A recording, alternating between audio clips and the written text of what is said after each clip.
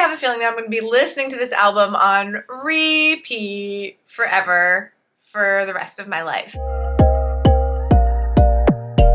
Hey, what's up? I'm so excited because I have been waiting all day to listen to the full album, The Record by boygenius that just came out today. Woohoo! For those of you that are new here, welcome. My name is Dano. I'm a songwriter and a songwriting instructor from Lakehouse Music Academy. You can call me my best friend on Instagram at Dano Makes Music. So we do our reaction videos a little bit differently on this channel because I believe that the best way to learn and grow as a songwriter is to study other artists that do it well. It's better than any book because you are the filter, and so who you choose to study is going to be your inspiration, and you're going to combine all those influences to get your own unique sound. So what we're going to do is I'm going to listen to the album, I'm going to fast forward it on your end, and then anytime that I hear something that's noteworthy that I want to stop and talk about from a songwriting perspective, we're going to do that. And then you can make your own list of things that you thought were really cool about this song, and then see if you can apply those techniques to your own writing and become a better writer. Ooh, really quick, I want to show you something. Check it out! Me and Julian Baker have the same exact guitar. We got the Butterscotch Fender Telly. It's a fantastic guitar, I must admit. Julian's got good taste. But anyway, we have a long album ahead of us. We got 12 songs, so make sure that you are somewhere nice and cozy. Get yourself something to drink or eat, and we're just gonna dive right in. So without further ado, the very first song is called Without You, Without Them. Here we go. Give me everything you've got, without them. Amazing! I'm obsessed with this album already. No, but for real, there's like 3 things that I wanted to talk about this opening. First, I always like to make a list of different types of intros because a lot of times when I'm working with my songwriting students, I say, what about the intro? And they say, I don't know, just repeat the 4 bars before the verse, which is totally fine, by the way. You can do that. It's a very common intro idea. But see if you can get a little creative with it. This is great. We have not only an a cappella sung version where we're hearing all 3 voices, it's also very roomy. It almost sounds like the mic is far away from them. So it's not intimate and in your face. It kind of creates like this surround sound type of effect, like you're in a room with these wonderful people and they are serenading you. Another thing that I wanted to mention about this is the placement of the song title, which is most likely the hook of this song. We can assume that after the first verse. But the hook of the song is who would I be without you, without them? 9 times out of 10, the hook of the song goes right in the chorus. That's what we hear most often. But here we've got the hook at the end of a verse. And I've been seeing a lot of songwriters experiment with different song forms. So they're not just doing the verse, chorus, bridge, chorus format, which again, totally works. We love it. We love it because it works. But when you switch up that format and you don't have that chorus section where the hook is always going to be, you have to find other ways to interject that hook because you still need the hook no matter what type of structure you do. So anyway, lots of great things for this intro. If this is an indication of the album, I am gonna die, okay? Let's keep going.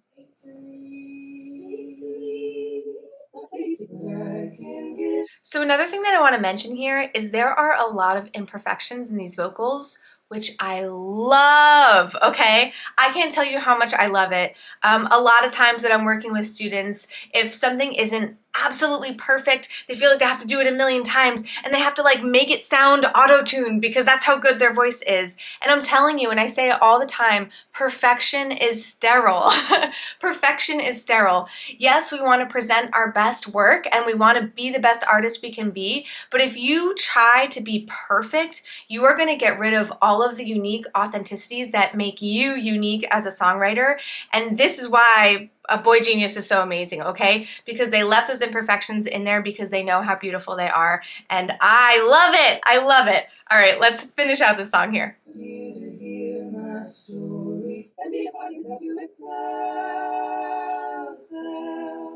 I love it! Wow, and it's so creative too. I like really admire Boy Genius's creativity and saying like, yeah, let's just do 3 verses and call it a day. Completely a cappella in a room. And it's such a meaningful and heartfelt song. Who would I be without you, without them, the people that made you you?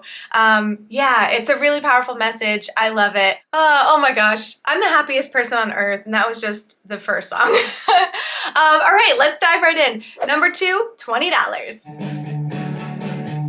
It's awesome, awesome. So I love that they took out that 1 bar of instrumentals. Anytime that you pull back, think of it as a slingshot. So if you pull back, the next thing that comes is gonna be launched forward. So just by taking out that beat right before the lyrics come in, it actually makes those lyrics hit a little bit harder. So love that.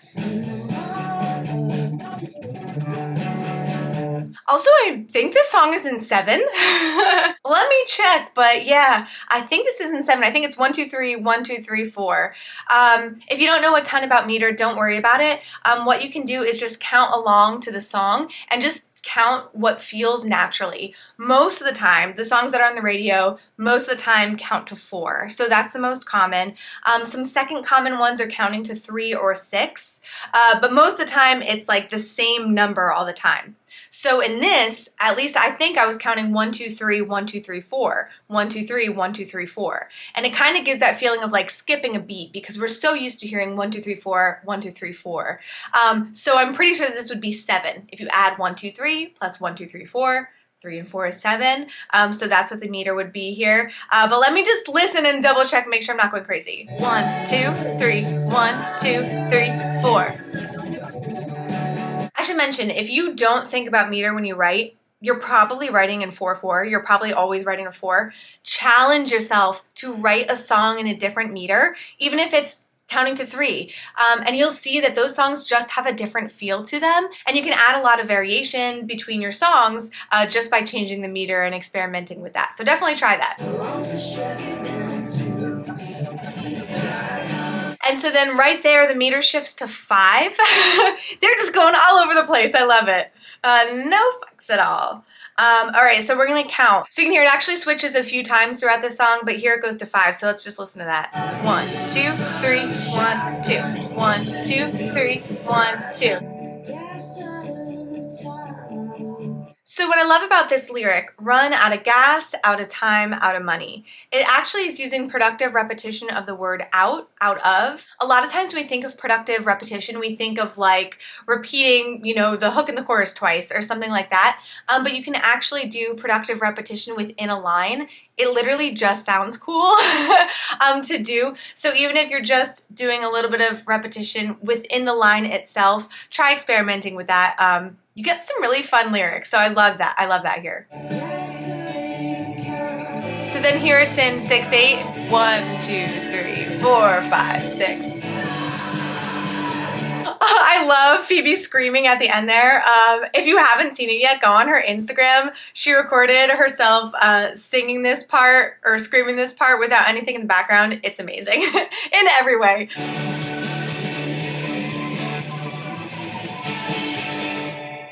Ooh, the abrupt ending. It's great. So our outro there, we had a little jam session and then we just ended abruptly. So I love that. One other thing I wanted to note about productive repetition is we talked about having productive repetition within the line, but you also can repeat full sections, which is the most common way. And so I'm just going to pull up the lyrics so you can see how often these phrases were repeated. A lot of times when I'm working with new songwriters especially, they feel like repeating is cheating. And let me tell you, it is not cheating. Do it. It's a good thing. It's a good thing. We as listeners want to hear that repetition because your goal, 9 times out of 10 if you're writing contemporary music, is you want your listener to be able to sing along to your song by the end of the song. And what's a greater way to do that than having some repetition? So anyway, another amazing song, of course. Are we surprised? But up next, number 3 is Emily, I'm Sorry. So I just want to do So a super quick note about the vocal production, Phoebe is doubling her vocals here, meaning she recorded herself singing the line and then recorded herself singing it again, and you have those dubs panned one in each ear. And what that does is creates like a really rich, beautiful texture. Something I love about dubbing is every single vocalist that dubs their voice, it creates a different tone quality. Like Ariana Grande, her voice is so precise and precisioned that when she dubs, you almost barely notice it because it's like almost exactly the same. And then if you have like, I don't know, more of a raspy voice or more texture to your voice, when you layer two of those on top of those, it's gonna sound really thick. So anyway, I love vocal dubs. It's a really great vocal tool. In here, Phoebe is just throwing it on the whole verse, but you also can just throw it on specific words that you wanna highlight, or you can, put it in a specific section that you want the vocals in that section to come out a little more. So something to think about in your own songs.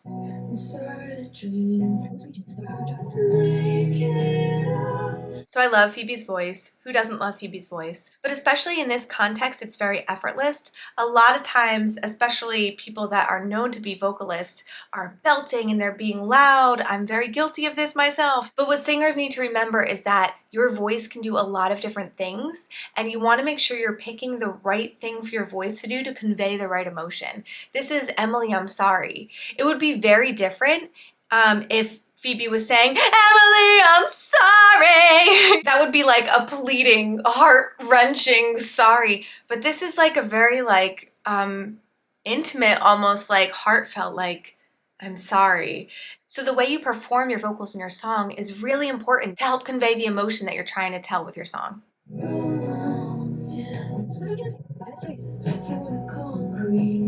I love the addition of the percussion there in verse 2. We always want to make sure that there is variation. You almost never want to copy and paste the same production that you have or instrumentals from verse 1, verse 2, because we're going to get bored as listeners. 3 minutes and 30 seconds is a long time to keep someone's attention, the average length of a song, So you want to make sure that you're spicing it up, and even just adding an element like percussion here, that's a great way to create a little bit of variation so it doesn't get boring.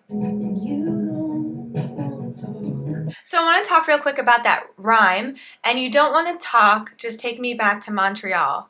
A lot of times when we are trying to rhyme, a big mistake that you can do is put talk into a rhyming dictionary and think that your only options are walk, stalk, balk, because there really are so many other rhymes out there, and what you can do is start changing the last syllables. So instead of talk in your rhyming dictionary, you can put that in first, maybe taught. Change the K to a T. Maybe odd. Maybe you keep the ah and you change the last letter to a D. In this case, all, you can put that in. So you can always change that last letter and put that into your rhyme dictionary, and then open up a lot of the rhymes that you can use. Never, ever, ever sacrifice a good line for a bad rhyme. So anyway, I love this use of near rhymes here.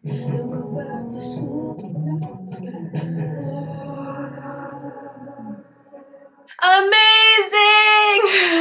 I love that part so much. Okay, so usually in between sections you get like a super short little interlude, if anything.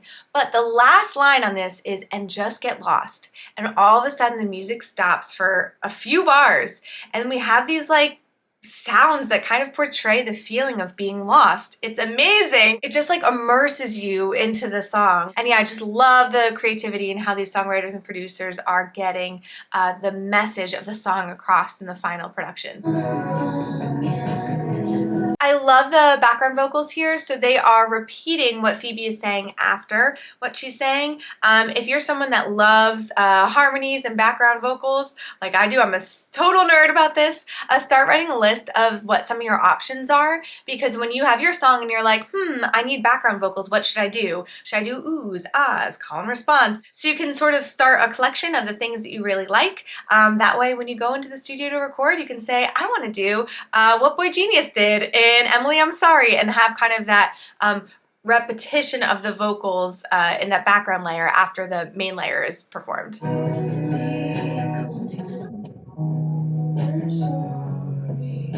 I'm obsessed. Amazing. Okay, one last thing about this is also we talked about intros. Don't forget about your outros. I love that Phoebe repeated the hook, Emily, I'm sorry, twice. Emily, I'm sorry, Emily, I'm sorry. And then for the third time, she took out Emily, so it's just I'm sorry. Anytime you create a pattern and then break that pattern, that creates a feeling of instability, which is exactly the feeling that boygenius is trying to convey here. That instability, that feeling of like, I'm sorry. So I love that they chose to just drop the Emily and just say, I'm sorry. It's very intimate, very heartfelt, very unstable. I love it. Oh my goodness. All right, moving right along. Up next, number 4 is True Blue.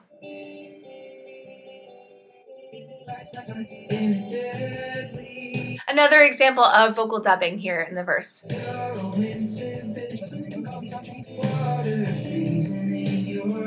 So I love this line, water freezing in your eyes. And the reason I love it is because it's a great example of show versus tell lyrics. Tell lyrics are something like, you are crying, or I see you crying. And a show lyric is water freezing in your eyes. It doesn't say you are crying, but it shows you are crying. And the reason why show lyrics tend to be more descriptive is because it allows us to do things like water freezing in your eyes. Not only are you crying, but now we know that it's cold, maybe you're outside somewhere, and so this show lyric almost creates a visual image for us in our mind and invites us as a listener to be a part of this story as just opposed to saying you're crying. I mean, that could be a million different things. Are they like bawling their eyes out, hyperventilating, ugly crying, or is it just like a gentle tear? So water freezing in your eyes, it just shows a perfect image. This is a random thing to pause about in the middle of the song about, but I just think boygenius does a really great job of having 3 wonderful vocalists and rotating. Lucy's singing on this song, and I feel like most of the times when we have bands together, there's like one lead singer. Occasionally you might have like someone that always sings harmonies or whatnot, but it just feels so much more like collaborative. Like it feels like they're one entity. So I really love that. And on top of that, like all their voices meld so nicely together. Like, I don't know, everyone's voice is unique, and I feel like it's rare that you find 3 singers that all kind of sing exactly in the same style. So it's a very magical thing that the 3 of them found each other and created boygenius. I'm very happy. All right, so I'm going to pause one more time and talk about show versus tell in this verse right here. Just because we like show lines doesn't mean we should never use tell lines. It means that we should be thoughtful about when we're telling and when we're showing. A lot of times you might have a show, tell, or you might have a tell, show, or a tell, show. So I encourage you to look at your own lyrics and see what kind of pattern you're doing. A great example is in this, we have the tell line. Now you're moving in. That's a tell. You are moving in. But then we show it through the next lines, breaking a sweat on your upper lip. We're like, all right, they're moving boxes. That's sweaty. Getting pissed about humidity. Okay, now you're mad that there's a new climate and the leaky faucet. All the moving woes. Those are show things. So right here we have a great example of tell, show.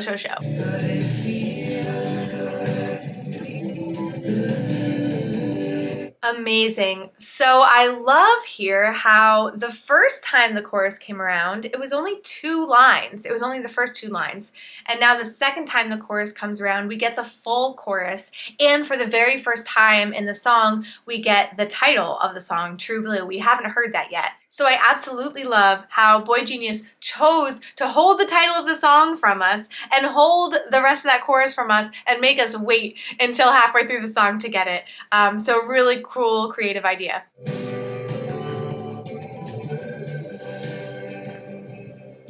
Ooh, the classic fade out ending. Can't go wrong with the fade out ending. I love this outro here. We also had the repetition of the word blue at the end, which is similar to what we heard in Emily, I'm Sorry. But all right, we are moving right along. Up next is Cool About It.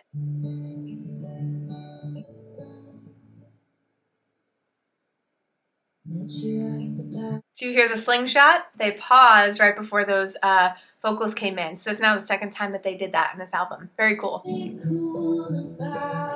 All right, so this is really neat. So we have the rhyme school, which ends, that's the last line in the verse.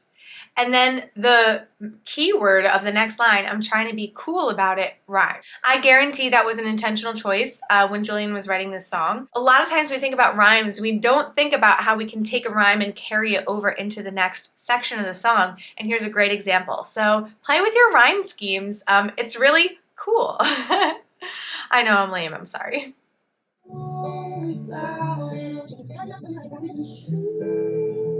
So the cool thing about this rhyme pattern, again, is every single line in the chorus is an A rhyme, meaning it's all the same, A, A, A, A, A. But the first 4 times that we hear it, it's actually embedded in like the keyword in the line. Cool, fool, cruel, do. I think that's a near rhyme. You can squeeze it in there. And then the very last time, it's the last word of the phrase, which is what we most commonly hear for our rhymes, which is true. I came prepared for absolution. I'm trying to forget. Amazing! They did it again!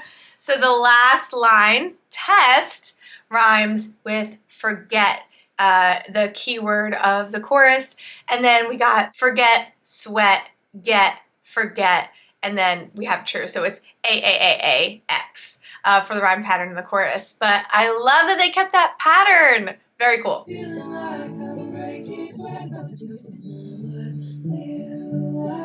So I just want to comment on the rhythm of the vocal line. I ask you how you're doing and I let you lie. Because the end of this line has a little bit of a slower rhythm where it's let you lie, it's almost as if you were bolding or underlining those words. It puts a little bit of an accent on those words. So I think it's a really good technique to do if you want to highlight that. Let you lie, which I think is exactly what Phoebe wanted to do here. I ask you how you're doing and I let you lie. It's very different than I asked you how you're doing and I let you lie. So I think that that was a conscious choice in the rhythm there.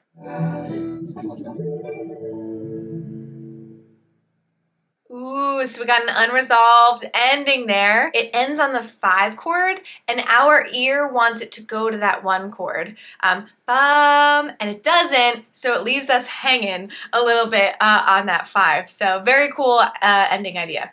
All right, friends, we are just rolling along. Number 6, not strong enough. I just want to note the variation of different guitar sounds that boygenius has on this album. It's like you never know what you're going to get, which I love. It keeps you on your toes. But I love this super bright guitar that we have.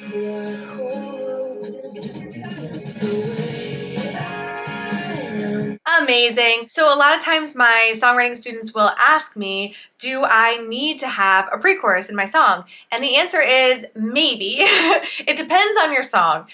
You don't always need them, but you do 100% need them if the message of your chorus, if it doesn't make sense to say the chorus based on what you said in the verse. So if you need some type of bridge so it makes sense, if your hook is about like going to the beach and the whole chorus is about going to the beach and your verse is about like being at school, then you need something to link it. Like, are you gonna go? Like, the pre-chorus could be like, I wanna get away, I wanna get away, I wanna go to the beach.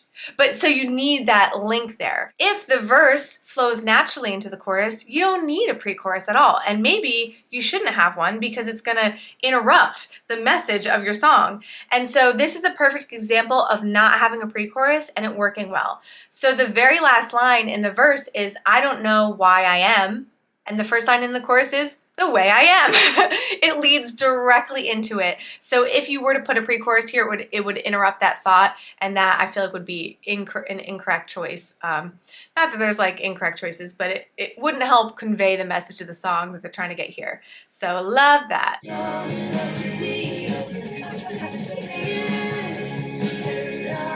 Again, vocal rhythm, breathing in and out. There's that pause there. It's not breathing in and out. It's breathing in and out. And I love that. It just helps convey the line and help the line say exactly what the line is trying to say.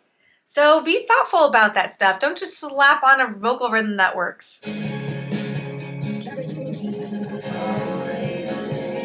I love this. I love this. So we have the productive repetition of the line, always an angel, never a god. That's said like 100 times here. But every like 2 times that they do it, they switch something up. They do a build. First, it's just, I think just Lucy, and then I think it's Lucy and Phoebe after that, and then everybody. So we keep adding all these layers on, and so that it doesn't get boring that it's repeated that many times because there's variation. And also it's creating like a jam and a groove that now I can picture like the whole audience singing along this part of the song. So really, really fun bridge idea.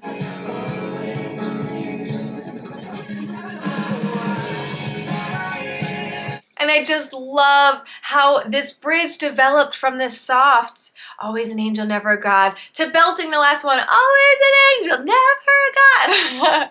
I love that. That progression is really, really exciting.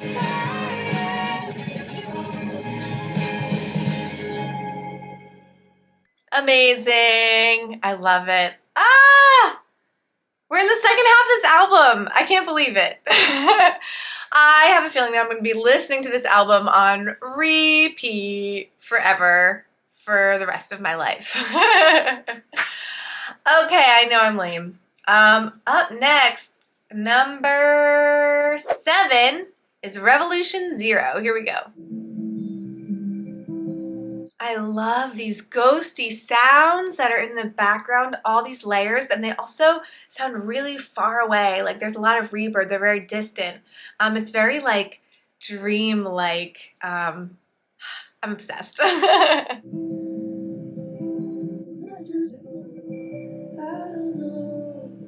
Awesome. This song is absolutely beautiful. I love the guitar part especially. We got the kind of staying the same. So the high notes on the guitar are, for the most part, not changing, and then the bass is moving. And what that does is when you have one part stay the same and the rest change, it creates patterns of tension and release, which like pull on our heartstrings as musicians. So sometimes if you keep the notes the same, sometimes it lines up perfectly and we have like a perfect chord. But sometimes if you change the bass and keep those notes up there the same, it creates a little bit of tension. And then you know what, you change the bass again and it lines up. And so we have that release. A lot of artists do this. You'll hear this in songs like where especially those top 2 guitar strings stay the same while they're moving their fingers below. But it creates a really, really beautiful chord progression. And I just love it. So that's what they're doing here.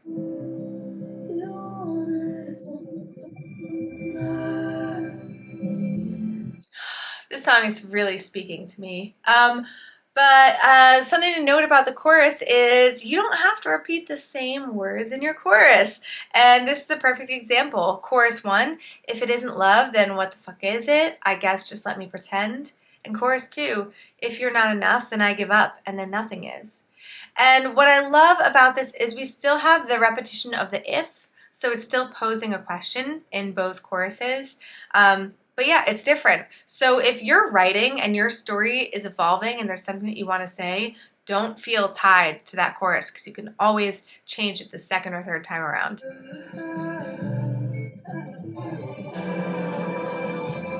Amazing. So this bridge is just Oz. So a lot of times my students ask me, do I need to have a bridge in my song? And the answer is, it depends. You definitely need a bridge if you feel like you get to this point in the writing process and you're like, there's something missing from this song that I didn't get a chance to say, then yes, say it in the bridge. But if you feel like you said everything you need to say, then whether or not you have a bridge is a stylistic choice. It doesn't really matter. So if you felt like you said everything you need to say, and there's nothing else you want to add, you can either take one of your favorite points of the song or favorite themes and you can lean into it on the bridge, or you can just have an ah section like this and just give us a moment to enjoy the song, to enjoy the vibe. This is a very like dreamlike song, so I feel like having an ah bridge where we could just kind of like relax and listen to the music and exist is a really cool idea, and I feel like it fits the song perfectly. So a great example of a different type of bridge here. That's interesting. I thought the song was going to end there because the line was, if I just close my eyes, I disappear. And like the music started disappearing a little, which I feel like was intentional to kind of emphasize that line. But then it came back. But yeah, we only have a few more seconds, so I'm curious to see how the song is going to wrap up. Nice. I also want to note this song is in 6/8. Da, da, da, da, da, da, da, da, da, da, da. So they're definitely doing some fun stuff with meter. I mean, we do hear 6/8 kind of commonly, but not that commonly. If I could give a completely arbitrary number, I would say I probably hear it 15% of the time. 15, yeah. Yeah, that feels right. I'm going to say 15% of the time. Someone can do a study on meter in popular music and tell me if I'm wrong. All right, anyway, up next, number 8, we got a short one. It's just under 2 minutes. This one's called Leonard Cohen.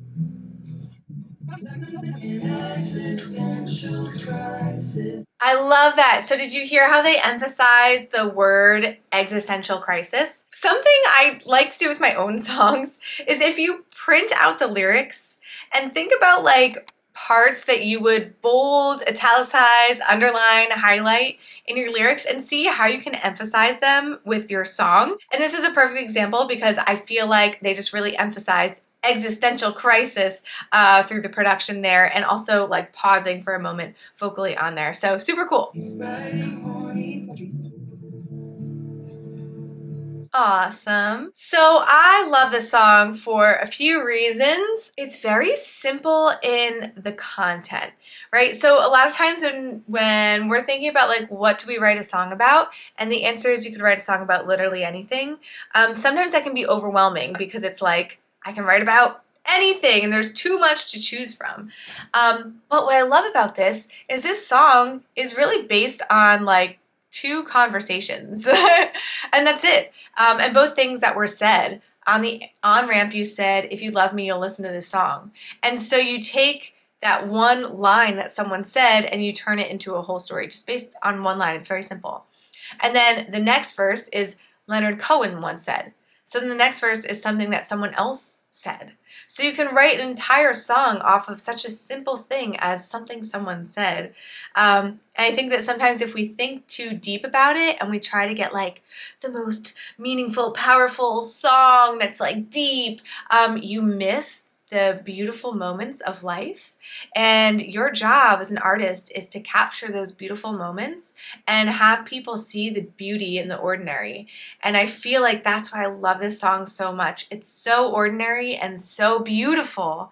And I'm obsessed. This is like a life-changing song. I like this one a lot. Short and sweet. All right. Up next, number 9, Satanist. So again, we got some really cool guitar sounds, something that we've heard throughout boygenius's entire album, and something that Phoebe Bridgers does all the time. Like her guitar sounds are super awesome. So yeah, that's all I had to say about that.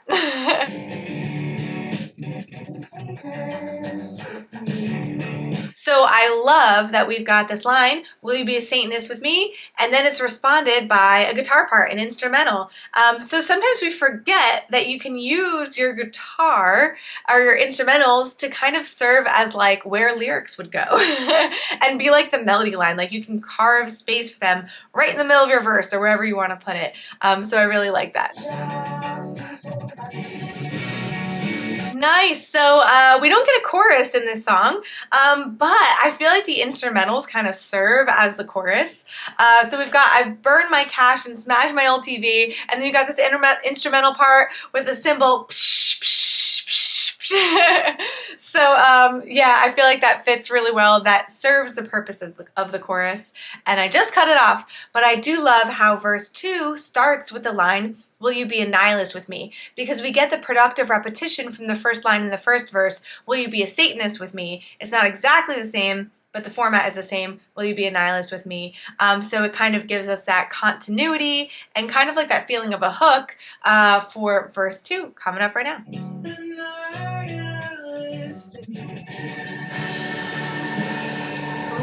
I love that change in tempo there. Wow, that's really cool. We got like this kind of like screaming noise, and then we're just coming almost to a halt. You don't always hear tempo changes, especially in contemporary music or like mainstream music, I should say. So yeah, really, really cool.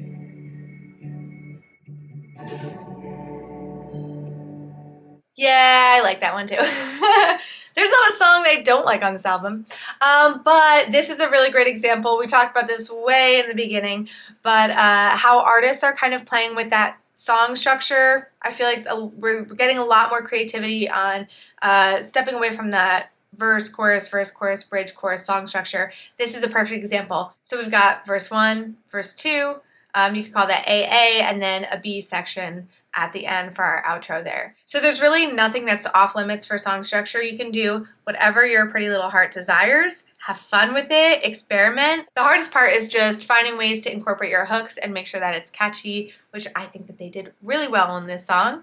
But with that, we're in the home stretch here, all right? We are on number 10 of 12. What? I'm gonna be sad when this album ends. Anyway, hang in there. This is number 10, We're in Love. Absolutely. I feel like I really love 6/8. 1, 2, 3, 2, 2, 3. 1, 2, 3, 4, 5, 6. 1, 2, 3, 4, 5, 6. Yeah, I really like it. I might have to challenge myself to write a song in 6/8 this week.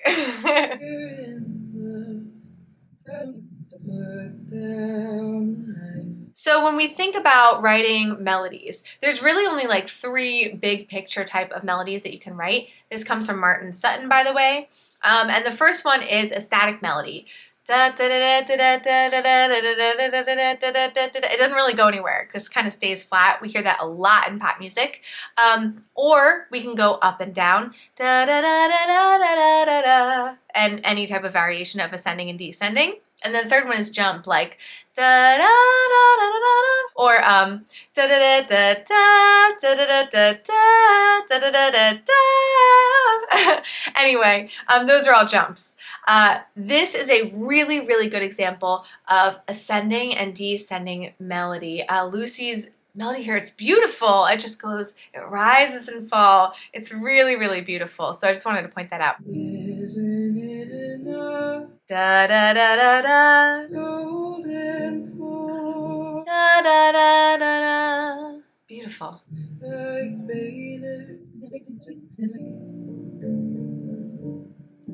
So we already talked about the ascending descending pattern in the melody, but we also have a really beautiful descending scale pattern in the instrumentals, in the bass here. Let's just listen to it and sing it together real quick. But yeah, you can hear how it we have that descending pattern in the instrumentals as well. So really, really nice tying all of that together.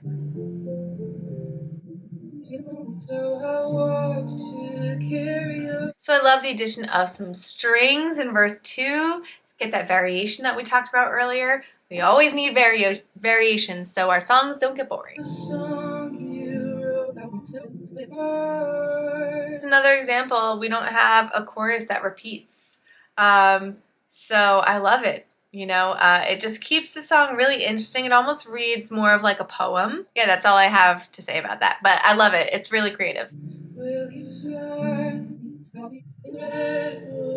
Awesome. So I love the specificity in the lyrics here, and the baby scorpion and the winter lunar halo and the walk we took in the redwoods.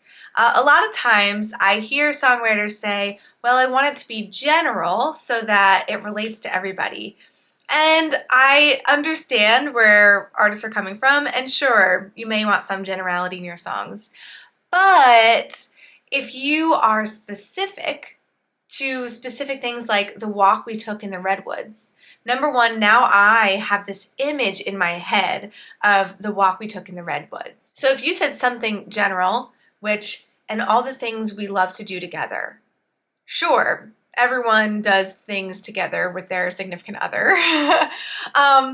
But if you are more specific and you say something like, and the walk we took in the redwoods, I've never been to the redwoods, but I have now an image in my head and I'm picturing this moment that feels so much more special than the things we do together. And even though I haven't taken a walk in the redwoods, I have sat on the beach late at night. So I can relate to someone else's experience of walking the redwoods, to sharing that similar moment in nature, just on the East Coast on the beach. So anyway, don't be afraid to throw specificity in your songs. It helps create a beautiful picture and an image, and that's what we want to be like, visualizing your song as we're listening to it. Wow. Another fade out ending and an unresolved ending. We didn't go back to the one chord there, so we are hanging, waiting to go bum. We didn't get that chord. We didn't get it. So that creates that sense of instability, which is exactly what Lucy's trying to convey in this song. I could go on, and I will go on and on until it all comes back. And then we end. So anyway, great, fantastic writing. What a talented group, am I right? Sorry if my camera moved. I just knocked it. I think we're good. Okay, anyway, second to last, number 11, Anti-Curse. Oh my gosh, that sounds like Kelly Clarkson. Here's the thing, we started off friends. Specificity, out of my depth at a public beach. Just want to share another example.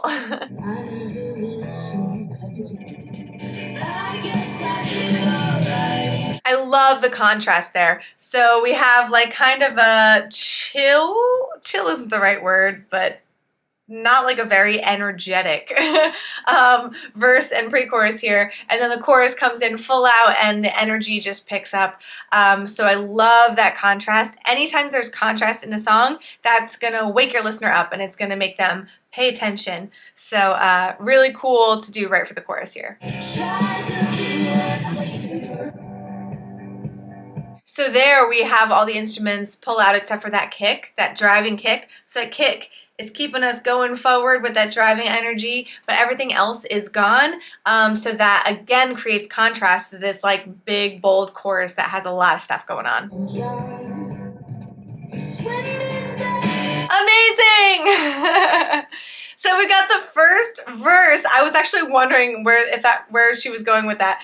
So we've got this first verse and pre-chorus about like almost drowning, and then we like didn't end that story, and I was like, that's interesting. And there we go. Okay, now the bridge. I'm swimming back. I'm coming back to shore after going through like some turbulence, thinking that you're gonna die. So anyway, I love that metaphor for this song. And I love that we brought it back and we got resolved to our story here.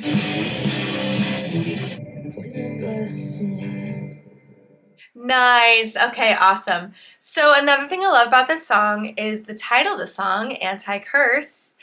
We didn't hear until the very end. So if you're like me, I'm always like, when I know the title of a song, I'm always like listening for it at some point in the song. And so when we don't get it until the end, that means that we're paying extra attention, right, to the whole song. So I like that. A lot of times people struggle with what to title their song with. And so if you are struggling with the title idea, consider grabbing something from the end, your end point that kind of brings it all home. But anyway, I can't believe it. We are on the last song here. If you made it this far, mwah, I love you so much. You don't even know. If you could do me a huge favor and like this video, subscribe, share it with a friend. I would love to get monetized one day. That would be amazing and I would be forever grateful. But thank you so much for hanging out with me. If you're interested in learning more about Lakehouse Music Academy, check out their website below. I'm actually teaching a summer camp for middle school and high school kids this summer in Asbury Park, New Jersey on songwriting. It's really great. We're going to record professionally in the beautiful Lakehouse Academy music studio. So check that out. But anyway, thank you guys so much. Let's dive into the very last song, Letter to an Old Poet. Let's bring it on home and see what boygenius has for us. So I should mention I paused it, but I love this. At the end of the 11th song, at the end of Anti-Curse, that transitioned into the beginning of this song, and I obviously paused it for the video, but a really, really cool thing to do on your album. I love the tension in those chords. Da-na-na-na-na-na. They're a second away from each other, those two notes. Ba-da. And so anytime you have that, it creates dissonance, and that dissonance creates tension. I am like a tension junkie. It's some of my favorite chords and my favorite sounds. There it is again. Da-da. So I'm just going to show you, in case you are interested in playing along and learning some of those chords. This is going to be awkward. Bear with me. My handy dandy keyboard. So I'm just going to do this. This is your C major chord, C, E, G. A really quick way to add tension is doing a sus2 chord, which you're just going to take the third note and move it to the second here. That's one sus chord. And the other word is to take this third note and move it to the fourth. So if you wrote a song and it just has a regular major chord and you want to spice it up, try changing that middle note by bringing it down or up and seeing which one fits the vibe of your song, and you could add some beautiful textures and colors into your song. But anyway, I just want to share that. Back to Phoebe.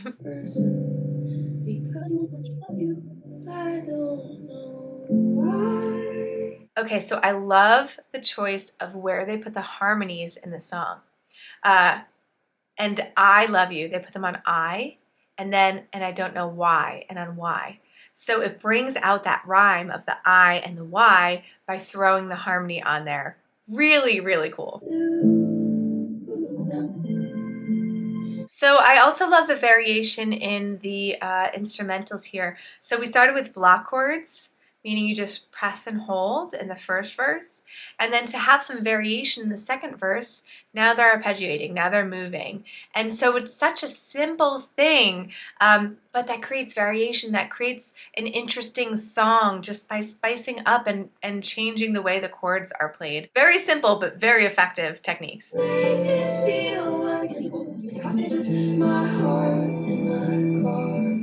What a great line, with your hostages, my heart and my car keys. Wow. You don't know me.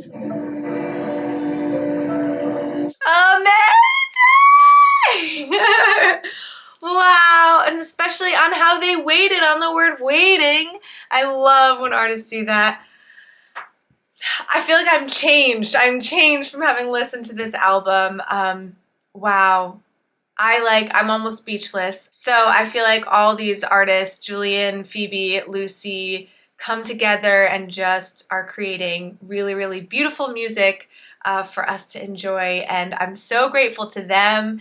And I will be listening to this album on repeat a million times. And I'm so grateful for you for hanging out. If there's anything cool that I missed or that you wanted to add, please participate in the discussion. Write it in the comments. Send me a DM on Instagram at Dano Makes Music. But anyway, that's all I got for you today. Always remember, trust yourself, be yourself, love yourself. You got this. Mwah! I love you all. See you next time.